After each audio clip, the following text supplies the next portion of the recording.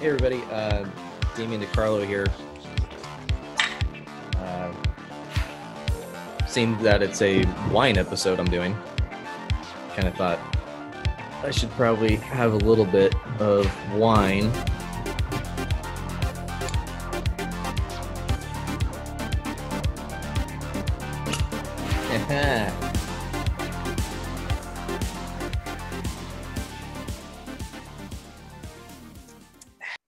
Do I even like wine? Yeah. Sweet berry wine. Oh man. Woo! Welcome to Making a Geek.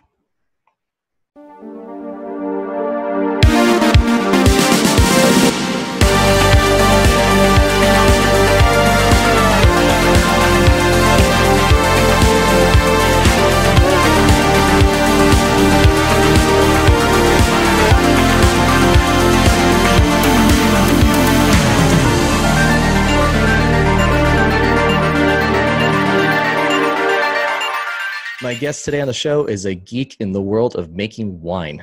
He has won several county awards for his skill in making wine in all different kinds of forms and fashion. Please welcome from Freedom Wines, Jeff Vallens. How's it going, Jeff? Happy to be here, man. Nice Happy to see you. Yeah, and there's so much to talk about with wine that I figured who better than to pick your brain a little bit. I spend a lot of time talking about wine. First of all, how have you and your family been during lockdown and during quarantine? We're good. Fortunately, knock on wood, I've been a lawyer for 25 years, and I've been blessed with a very successful law practice. I live in a beautiful home in Thousand Oaks, and I've got a great family.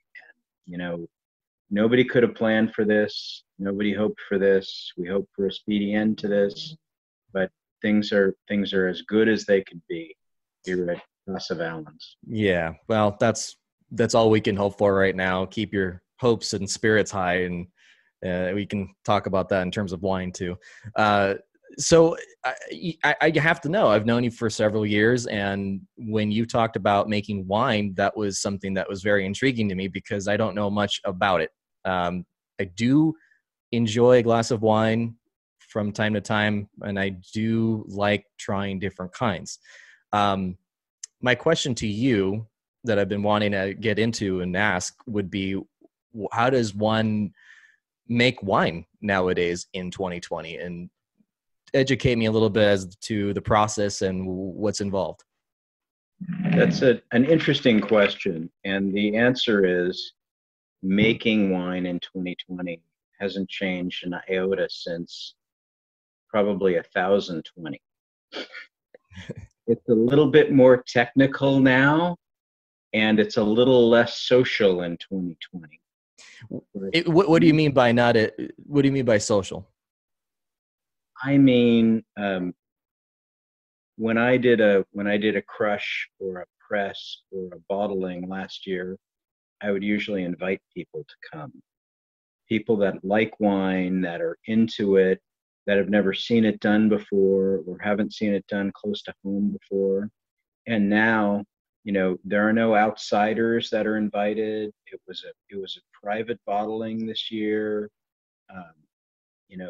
Crush this year is going to be different. Normally, going up and getting your grapes is a fun thing where it's almost like a vacation to wine country. And this year, it's not going to be fun because it's going to be wearing masks and, eating on patios and turn and burn, get your grapes, come back home, process them, and be done. Yeah. Do you feel that this will impact your business significantly during this time? I feel that, excuse me, as I open this bottle of wine. Yeah, and you did, by the way, give me a wonderful white to try. How do you know it's wonderful if you haven't tried it? Could you tell me what it's called? So I gave you a wine that's new to me this year. I've never done a Gewürztraminer before. Gewürzt or what? Gewürztraminer. Okay. So Tell me about it while I'm pouring this. it's a German varietal. This is a light white wine that is a nice, easy summer drinker, a porch pounder, if you will. It's got some great fruit, easy tasting, great on a warm summer day, and we called it session. Fantastic. This is fantastic. A porch, what did you say? I said a porch pounder, and I don't really like that. Pounder. Okay. I don't really like that term, but this thing goes down easy. Goes down easy, good for the summertime, perfectly chilled. How is this different from other white wines? Good with Asian food, Indian food. It's got a bit of a sweet profile. Unlike what we drink a lot of here in California, which is Chardonnay. There's no oak, there's no buttery tasting to it. This is 100% stainless steel fermentation and a crisp, clean wine, a bit of an apricot nose, maybe a little earthiness, gravelly tasting. Yeah, there's definitely a really sweet but subtle sweetness to it. It's not overly sweet, which I really, really enjoy about it. How long does it take to, well, let's go back to my other question, actually. In terms of 2020 pandemic, which is what I'm really wondering, how has this in fact impacted your business in terms of how to make it and producing? Obviously, there's people going to be buying this delicious wine, but does it impact your ability to make it? No, it hasn't impacted my ability to make it at all. What it's changed is how I can showcase it, how I can sell it, if you will. So last year, the year before, the year before that, and the year before that, there were private tastings, there are charity events, there are public tastings, there are county fairs, there are lots of different places, different venues where I can go either free or for money and showcase my wines, where people come and they want to do tastings. Now, for the last 6 months, there have been no private tastings, there have been no fundraisers. I mean, I usually do 3 fundraisers a year where I show up and people buy tickets to, try food and try wine and maybe try beer. And I get to meet people and create contacts and hopefully build business. Yeah. Gone. All that's going to be now a different story. But you have the buyers. The wine is fantastic. I've tried also your Tempranillo that you made, and it's amazing. So this year, I was really happy with the new session. So what I've been doing is I've been calling my clients and saying, hey, can I drop off a bottle to you? Try it and let me know what you think. And typically I get a call back saying, I'll take 6, I'll take 12, I'll take 24. Are you personally delivering this, or do you have people that run it for you? I either deliver it if it's local, or if it's not local, I can ship anywhere in the state overnight with GSO. What's GSO? Golden State Overnight. Okay. So you're shipping them out of where is your my company located? Facility is in Camarillo, and my cold storage is in Van Nuys. Okay. So it's usually going out from one of those 2 locations. Whenever anybody makes commercial wine, it has to be made at a licensed bonded facility. It has to be stored at a licensed bonded facility. So it's made at the Camarillo Custom Crush, 300 South Lewis Road. If no one's been there, once they reopen, it's a really fun place. A lot of small productions, a lot of local grapes, a lot of local growers and producers. And then I store it at a licensed bonded, climate controlled cold storage facility where literally it's sitting in a refrigerator warehouse. Okay.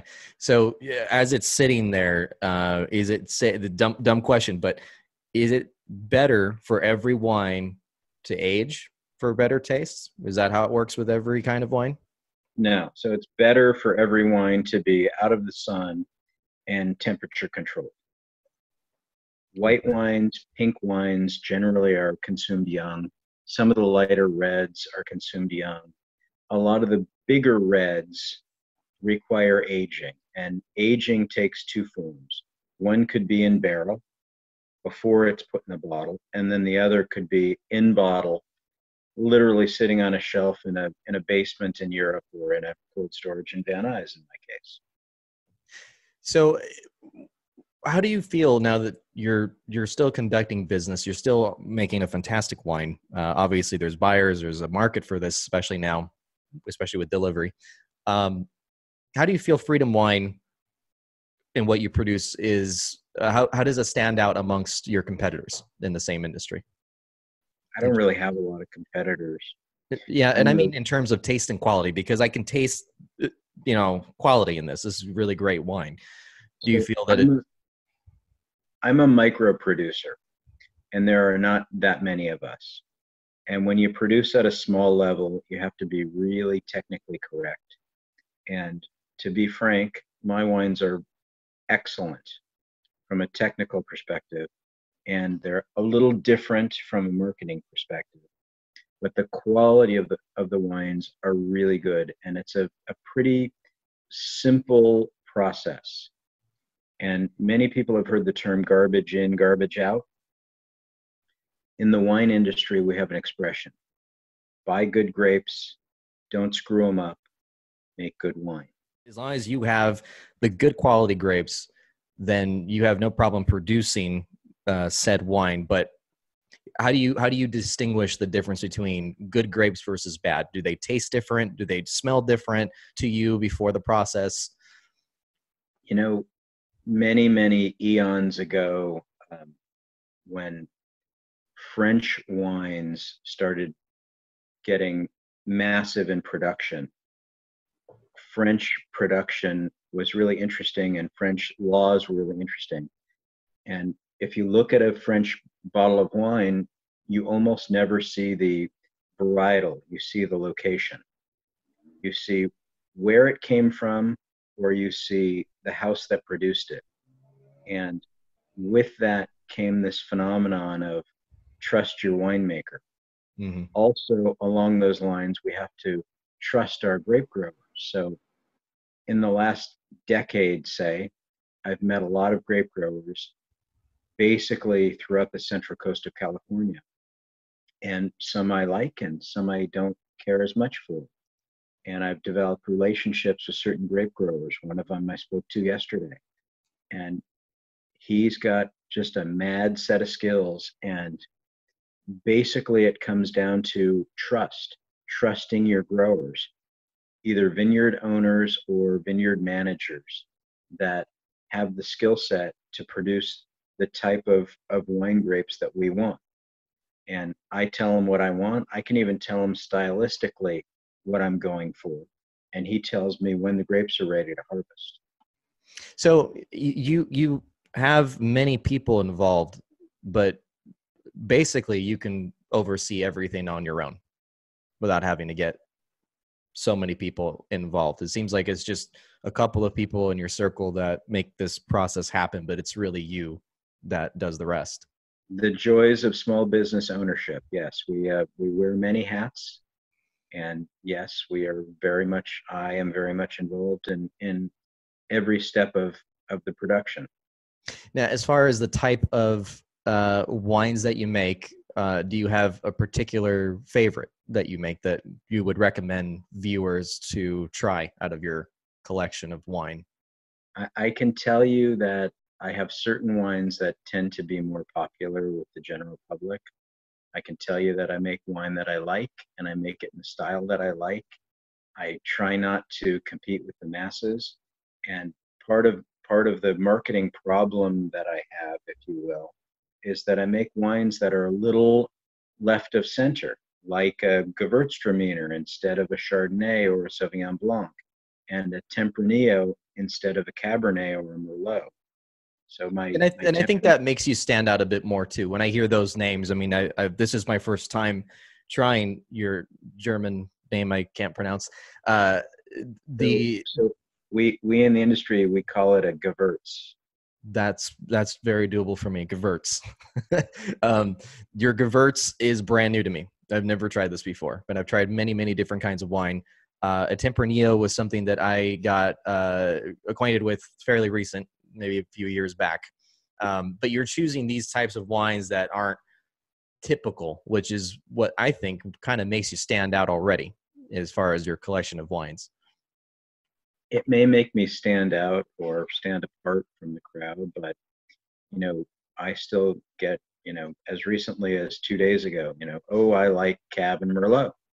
Do you make a Cab or a Merlot? And my answer is, it used to be no, and I put my nose up, but now it's no, but if you like Cab or Merlot, you should really try my Tempranillo. Tempranillo is kind of the Spanish equivalent of a Cabernet Sauvignon. It's the principal grape of the Rioja region, and it's got a lot of the same characteristics. So give it a whirl. And then typically the response is, okay, hey, that was really good. Would you consider yourself a wine snob? So I'm a snob, and I'm a wine snob also. You know me well, and you know that's true, and I'm sure that's why you're laughing. That I find it hilarious because you have particular taste. And I find that good because that perfects your art. So in this case, you're very picky about what you like, but I like you, and I can't be that picky, right? That's true. You see what you get here. So I feel that the type of wine that you make comes with a certain kind of scrutiny, especially because I know you the way I know you. I just feel that there's a certain way that you do things, and I feel that you've scrutinized your product very well before claiming it to be good. I don't want to produce. It's a family show, so I don't want to produce crappy wine. I don't want to produce anything that I don't want to drink. It may not be my favorite, but it's got to be good, and it costs more to produce it. It takes more time to produce it, and in the end, we get a better product to the consumer. And that's really the main thing. I think that there's always the $2 chucks, and there's all these different kinds of wine that, while without naming names, may not be the best type of wine, but it is readily available for a certain kind of consumer, whether it's for cooking or for people that don't want to spend too much on wine. They don't have a refined taste for it. Would you say that price has something to do with its quality when you go and buy and purchase a set of wine, whatever it is? Heck no. Now, there are exceptions to that, obviously, and there's kind of a general rule in the industry where the price we pay per ton of grapes tends to dictate an approximate starting point for a retail price of the finished bottle. But it's really easy to go out and buy a really good $200 bottle of Cab. It's really challenging to go out and buy a really good $25 bottle of Cab. And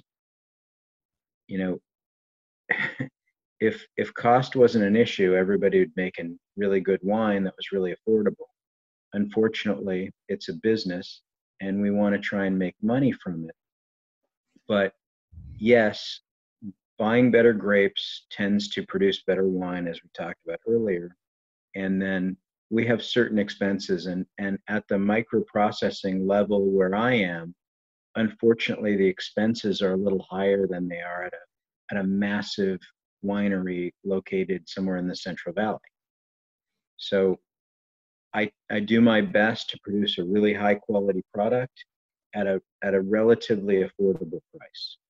And that must be hard for a business owner, because you definitely want to make a good, reasonable price, but at the same time to be very profitable. I think it's safe to say you have to hit some sort of middle. Do you feel that the ones that are high priced, some of the Merlots or some of the cabs that are $200 more, do you think a part of that is the reputation and the label more than the quality? That's all it is. You're buying a name. So And a lot of the yes, time, yeah. Okay. the quality is often really good, but once you get north of, let's just say, $100 a bottle, you're paying for a label, you're paying for somebody's name, and you're no longer paying for the grapes. And that's even when we're talking about super expensive Napa Cabernet or Merlot that could be $12,000 a ton. What makes Napa Valley to the typical general audience that doesn't know anything about wine? What would be your way of explaining why Napa specifically is very sought after with the type of wines that are produced? They're kind of the genesis of the wine explosion in California.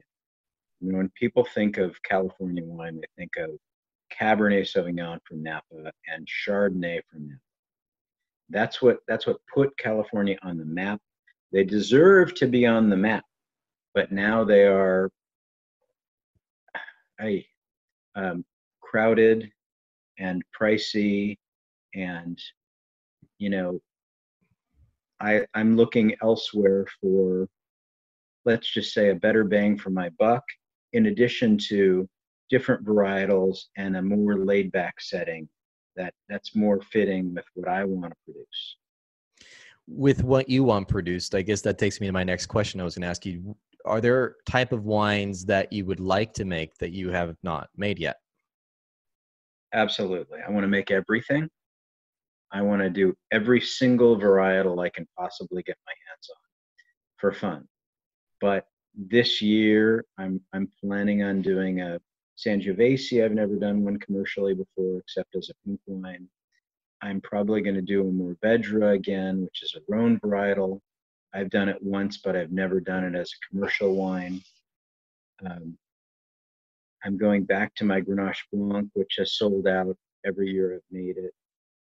So again, I'm doing things that are slightly left of center, not too far out of the ballpark, but it's interesting, it's a little different, and it's really fun. And do you have a particular favorite out of what you've made that you would be like, this is my favorite wine of all time? So the best thing I produced, or the thing I liked the most? Do you feel that it could be both, something that is already your favorite and that you've already made? I don't think so. No, I think they're two different things. And frankly, for me, wine drinking is a constantly changing thing. So what I want to drink today, now, and what I want to drink 2 hours from now, and what I want to drink tomorrow and the day after tomorrow, depend on the weather and the timing and the company and So it's subjective to its chemistry. right. Absolutely. When people go to a cigar store, they often say, don't ever buy one cigar. You got to buy two, and either smoke them with a friend or try them two different times. And I feel the same thing about wine. You need to buy two bottles of everything, because the time you open the first one, the time you open the second one, you may feel differently about it. That's a good point. And I personally have tried different kinds of wine with different pairings of different meals and hors d'oeuvres, and that it would taste completely different. So with this particular wine that I'm trying right now, you mentioned something very well that paired with it, and I don't remember what it is now. A glass? No. So this is a great starter wine. It would work well into light appetizers, nothing too spicy or over the top. But traditionally, the German varietals, Gewürztraminer, Riesling, are really good with Asian food, Thai food, Vietnamese food, Japanese, Chinese, sometimes Indian, not too spicy, but that's a great pairing. And for this one, also really light, fare, American style fare, chicken, fish, but better as a starter, I think. What would you say for someone that would, let's say for dessert, if you're having chocolate cake, what would be a good pairing of what kind of wine would be something that would be good for that? Well, so for starters, and I should have entered with this, but I think people should drink what they like. And as long as it's not too confrontational with what they're eating, then we should start with what we like and work from there. But as a dessert wine, a lot of the late harvest or sweeter drinking wines, um, fortified wines, like a port, if you're familiar with a port, Yeah. and then some of the wines that tend to have a, I don't want to say sweet because they're not sweet, but a richer, maybe more fruit forward drinking profile, like a really rich Zin would be great working into dessert. So you want to pair sweet wine with more sweet food. Is that what I'm getting? Sometimes yes, and sometimes no. And each person has their own unique take on each flavor that they try. For sure, for sure. Yeah. Do you have a least favorite kind of wine that you've tried? Oh, anything sweet that's not supposed to be. Yeah, I'm with you in that one. I've tried I think the one I can't really do is Rieslings. It's too That's sweet, a syrupy. that's a common misconception. And Rieslings and Gewürzes are made three ways. They're made sweet, off sweet, and dry. So they're not all sweet. The sweeter ones are not bad with certain flavor profiles. Again, getting into some of the Asian foods or into dessert with cheeses, they could be fun. Paired right, they could be really interesting. But generally speaking, I don't like them. What I really despise, though, are things like the Sutter Home White Zinfandel. It's not supposed to be sweet. It was a winemaking mistake that took off and never should have. Now, if it's supposed to be sweet and there's a place for it, I can handle it. Port can be sweeter, and I love a good port, but yuck if it's sweet and it's not supposed to be. So you're saying that there are Rieslings that are not sweet. Yeah, you're drinking one right now. This would So be classified as a Riesling. no, And this is a Gewürztraminer, Riesling, and Moscato blend that is not sweet. got it. So in this case, I'm drinking something that is normally something I don't like, but it is, I would say it's a little more on the tangy side. Like it's not If quite sweet. if I may be so presumptuous, yes, you don't like a sweet Riesling, just like you wouldn't like a sweet Gewürztraminer or a sweet Moscato. But if they made it dry, you might like it. And I'll bet you I could walk into Total Wine right now and find a Riesling or Gewürz that you would like because it's dry. Yeah. So I think that would be particularly what I like is more of a dry of whites. But I know many that like Riesling and they like that sweet taste. What would you say would pair well with a Riesling? Something very, very, to me and my palate, extremely sweet. A trash can? I'm sorry. Did I say that out loud? So the answer to that is, maybe some Indian food, maybe some Southeast Asian foods. It's really not my thing, and I really don't like it, and I really don't want to pair it with anything. Okay, so you and I both feel the same about that.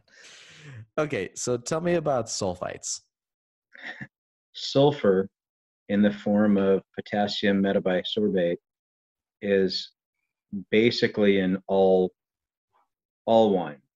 Even organic wine has some amount of sulfur in it. But they make And sulfate free, don't they? they say they do, yes, but it's truly not sulfur free. Sulfur is on grapes, it's in the ground, it's naturally occurring, it's on equipment, it's not just an additive in a chemistry lab. So the It's something purpose, that's already present. It's already present. Now we generally add more, and the purpose of adding more is as a preservative and antioxidant. It basically gives the wine shelf life. It keeps the wine's color, it keeps the wine's flavor profile, it keeps it from going bad right after you open it. For example, have you ever opened a bottle of wine, not finished it, and looked at it the second day and drank some more and it was still good? I can't say that's ever happened to me. Can't do that with an unsulfured wine, but the answer to your question is it's a preservative and an antioxidant. And most winemakers use some amount of sulfur in the processing of their grapes and in the making of their.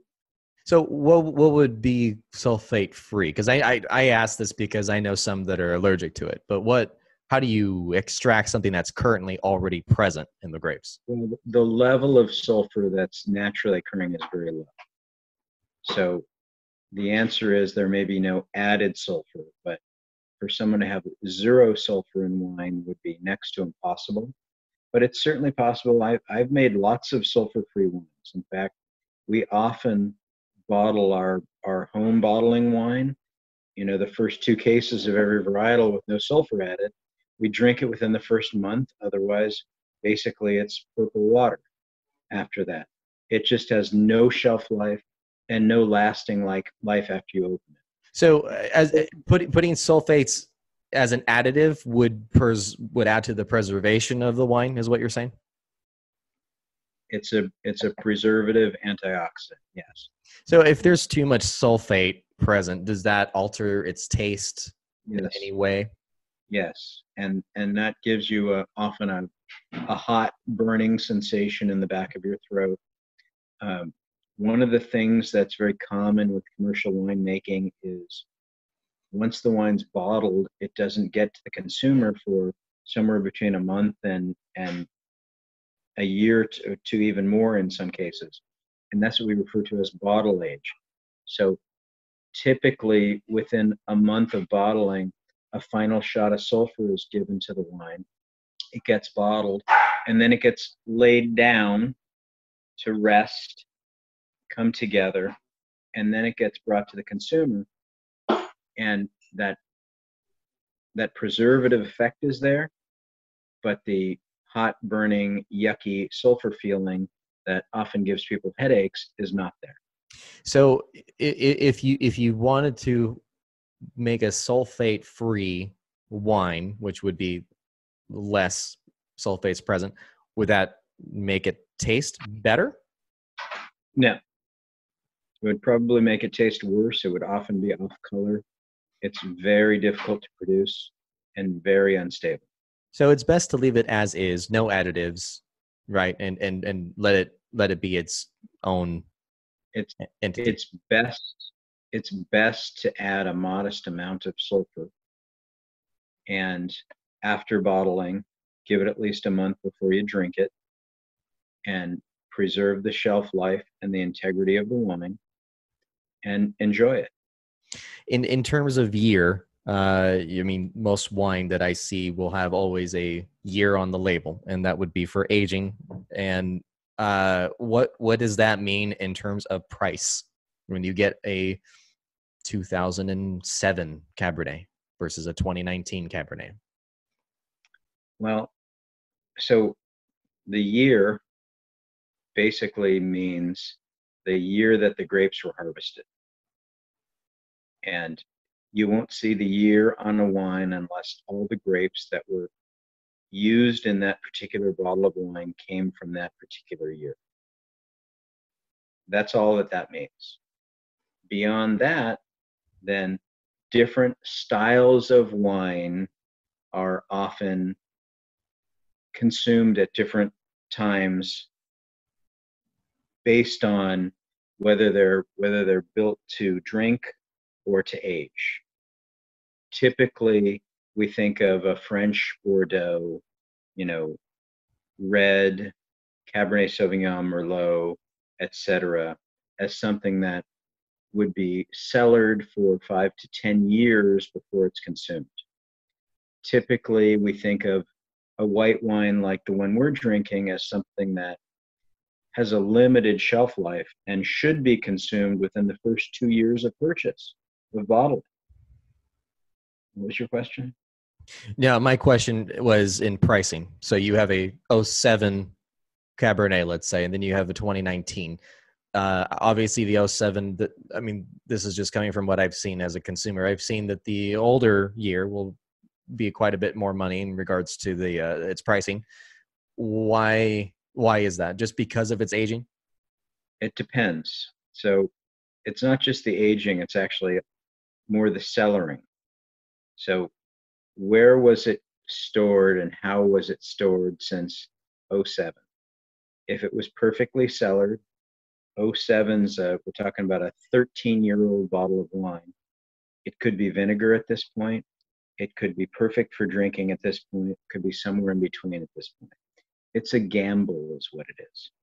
And if you've got a label and you've got some sought after Cabernet or French Bordeaux, then maybe it has an increased value based on the age because someone thinks it's ready to drink. But every wine drinker has different opinions about what they like and when they like it. And I have a rule. I don't like most things that are over 10 years old, whatever they are. And people will beg to differ with me, but I don't want to drink a bottle of wine that I paid $200 for that tastes like a compost heap.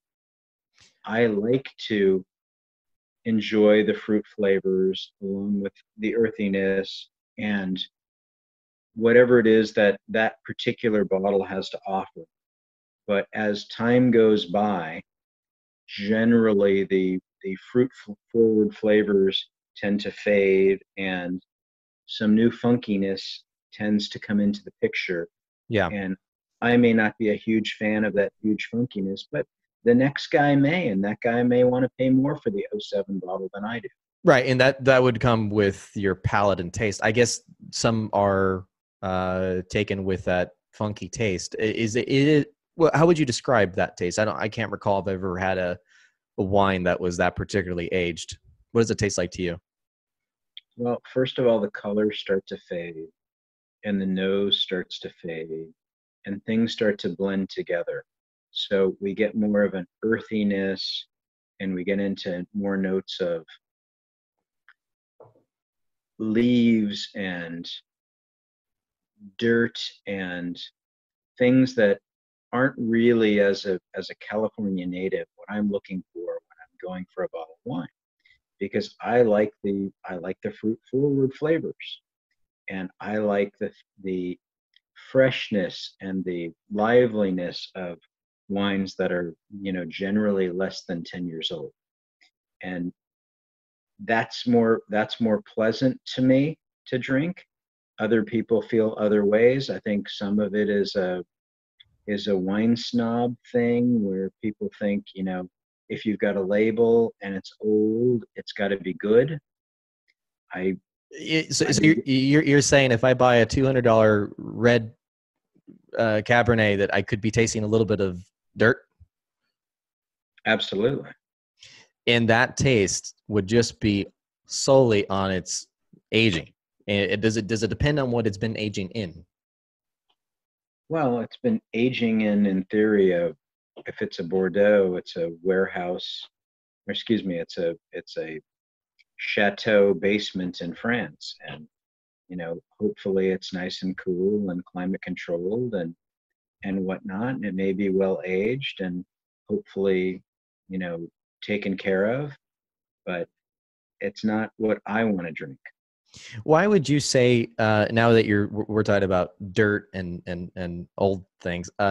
Why is cheese particularly paired so well with wine? From what you, in your experience as a winemaker, what? Not so well so frequently. Okay, so not always with every glass of wine. Should you partake of a decent cheese with your it, wine? it's actually not a great pairing, interestingly, because it clouds our palate. A lot of cheeses fog our palates. Bread is a good pairing. Crackers are a good pairing. So something Some a little more bland. some food items are good pairings, but things that cloud our palate are not good pairings, just historically. And I think, again, in this greater history of winemaking from Europe, French people eat a lot of bread and eat a lot of cheese, and Spaniards and Italians eat a lot of bread and a lot of cheese and cured meats, and these things have come to be the things that we eat with wine. So kind of more of I a mean, trend more than anything. I believe so. Don't get me wrong. I love a good prosciutto and a good cheese and a, a good French bread. And I've been honing my bread making skills during the COVID. And I made a new sourdough this morning, which would probably be great with what we're drinking right now. But some of these things really weren't meant to be served with wine. They just came to be served. How important is it, now that I'm finishing my glass of this wonderful nectar of the gods? How important is the glass that you drink wine out of? Does it matter? Does it matter? I know there's some that are larger mouthed, some that are obviously are on a stem. Mine's stemless. What would be your take on the type of glass we drink wine out of? So we drink wine out of the glass that we have. But that being said, generally a stemmed glass is thought to be better. And the reason it's thought to be better is because we're not warming the glass with our hands. A tulip-shaped vessel is often better because that channels, and that's good. Man loves his work. That channels the scent to the top of the glass. Seeing what's in the glass is also important, maybe as important as the glass itself. A white piece of paper is often at every tasting room, and it's not just so they can tell you the prices.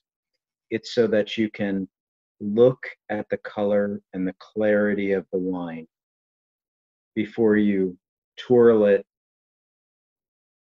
and take in the scent of the wine before you taste it.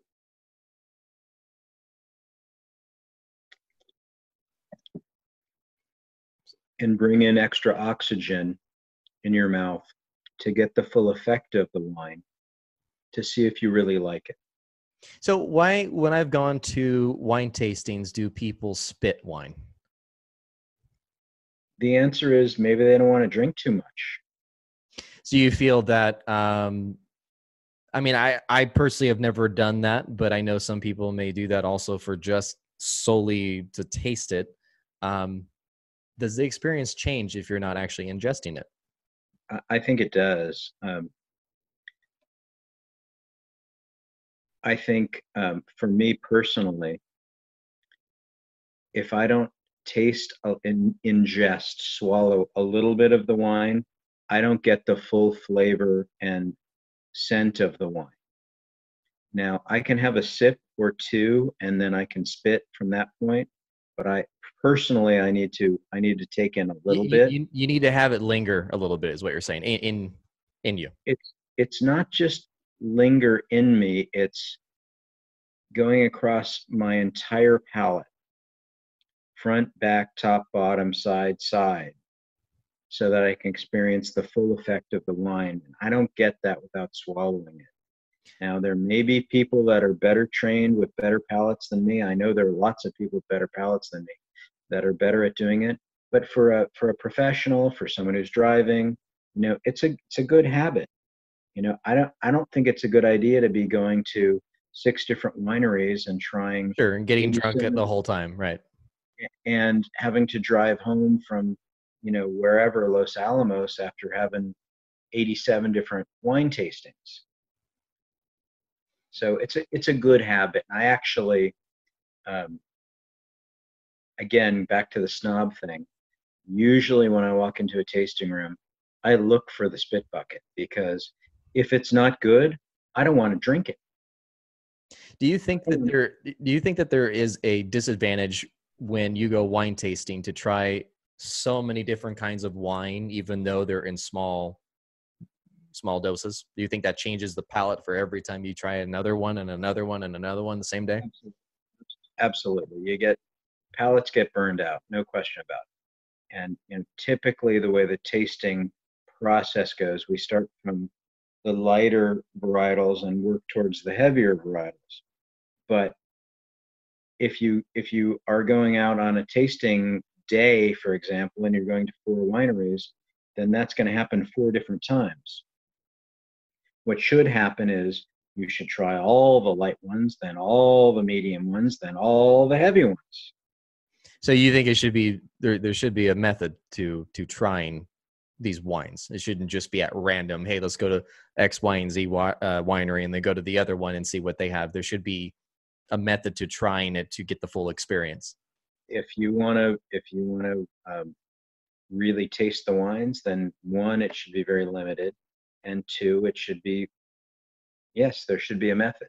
For Do sure. you think that there should be something eaten or something smelled to cleanse your palate every time you do this in one day of tasting everything? Same answer. Yes, if you really want to experience the wines individually for what they are, absolutely, every time. Between every wine, water is a great thing. And um, for me, French French baguettes or oyster crackers are probably the two best things as palate cleansers. But I know like something like, let's say, coffee beans would cleanse your smell if you were to sniff that, but that wouldn't apply in this case if you were to smell or drink a little bit of coffee or something like that. No, it's more of a taste thing than a smell thing. Because unless we're sticking our nose into a glass of bourbon and burning out our nose senses, we don't really get so burned out from smelling things as we do from tasting things. So in this case, could it be said that you could try wine and still taste well, let's say if you didn't smell it? No, absolutely not. So you have to have your nose has to be part of the experience, just like any other beverage, in order to get the full flavor. Seeing, smelling, tasting every time. Now, I've tried. Now that you say seen and its clarity, I've tried. I think I want to say it might have been an. I don't know the term. Forgive me. But when you go try, say, a Chardonnay, and it's still hazy, it's unfiltered. What? How does that change its taste versus filtered when you have the two different contrasting result? Doesn't necessarily change the taste at all. So one would just be just purely for clarity purposes filtered, and the other one would just be still hazy just from its Not, process. not necessarily, no. Someone may choose not to filter or fine their wine for taste purposes. I mean, certainly it's not aesthetically pleasing if it's cloudy. So if there's not a reason for it, then they're an idiot. So you have to have a form of clarity for the appeal, because no one wants to drink something hazy, is what you're saying. Yes, But it if better it, be good. It better but be good or it's a mistake. right, so in this case, if you're going to make it unfiltered, then it should be purely for taste, and it should be very, very contrasting from it being filtered. Not necessarily, but if you're not going to filter it and it's not going to be aesthetically pleasing, then it better be good. There better be a reason for that. What would be the difference between sparkling wine and wine, besides the Bubbles. fact that it sparkles? Besides the bubbles, is there any other process that is made differently? Traditionally, sparkling wines are made from different varietals. And traditionally, they're made from Chardonnay and Pinot Noir. There are lots of other ones now. Most of the French champagnes are Chardonnay and Pinot Noir. Modernly, people have used other things to make them into sparkling wine. in Spain and in Italy, we've got different varietals for sparkling wines. In California, people have experimented with, red sparkling wines, a sparkling Syrah, for example, some fun stuff like that. So you mentioned earlier on the show that oxygen makes a huge difference in its taste. So does that apply with sparkling wine or champagne when there's bubbles present? Is that the same thing? The bubbles are from carbon dioxide. So it wouldn't add to necessarily the flavor any different. Generally speaking, oxygen and wine are not good. So in the process, basically what we do is everything humanly possible to keep the air out of the wine. Everything gets covered, everything gets gassed, everything gets sealed. If we're not giving off carbon dioxide like in the fermentation process, then that means things need to get processed. Barrels need to be full to the top so there's no extra oxygen in there. Oxidation is bad for wine. Okay, so you oxygen is bad in its process and making, but you'll want to introduce a little bit of that to your palate when tasting it. Am I getting that right? That's exactly right. Okay. Is sparkling wine the same as champagne? No. How does that differ? Champagne is a region in France, and it's based. Something cannot be called champagne unless it comes from that region in France, produced under the stringent guidelines of French law, certain varietals made by a certain process, méthode champenoise, and that is champagne. Everything else is sparkling wine. Even though it tastes or looks the same, it would just be the name. It's wine with bubbles, but how about this as an example?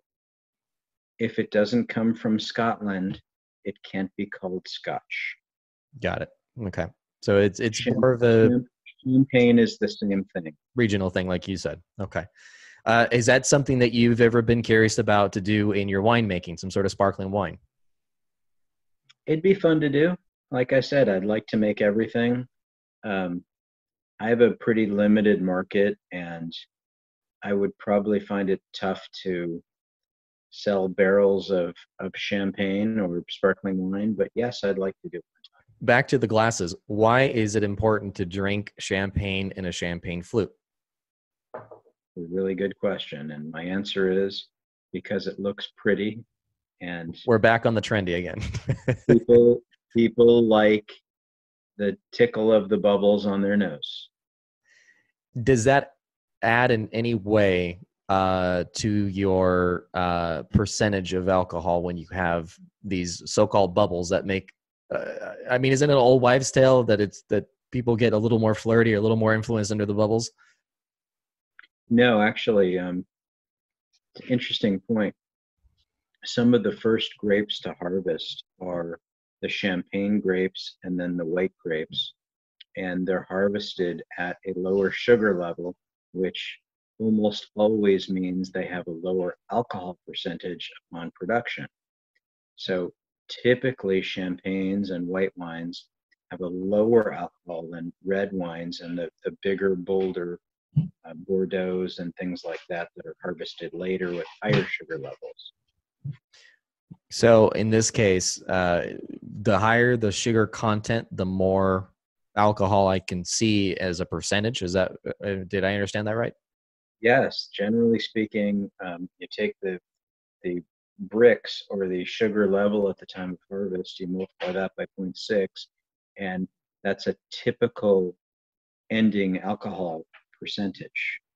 So the lower the alcohol at harvest, the lower the sugar at harvest, the lower the alcohol upon bottling.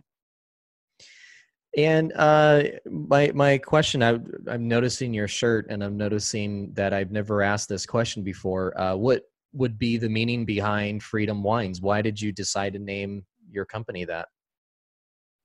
Well, I had to come up with some name, but some people out there know that I have a day job, and I've been a criminal defense lawyer for about 25 and a half years now. And I don't want to call it a joke, but I had been bugging my wife about going up north to make wine with some of my friends for a few years. And at some point, my practice was established enough, and my wife was cool enough that she said, go for it, go have fun. And she gave me the freedom to go do what I wanted to do and go play with my friends and make wine. And so it became the name. And so you've done a very good job of it. How many years in business now have you been in? This is 16, 17, 18, 19. So 4 years of commercial production so far. 2020 is going to be my 5th year of commercial production. It's going to be a really fun year. Like I said earlier, we're going to do a couple new things this year and some repeat things this year. I've been kind of on a odd even cycle with some of my production, which has been working out really well. Well, and you do a fantastic job, Jeff. I really wish you well. Where can folks find you when it comes to ordering and your online presence? So the answer is drinkfreedomwine.com is my website, and they can contact me through my website. The best way to get my wine is to call me. And the second best way is once this COVID thing is over, then they can find almost all of my wines at the Custom Crush in Camarillo.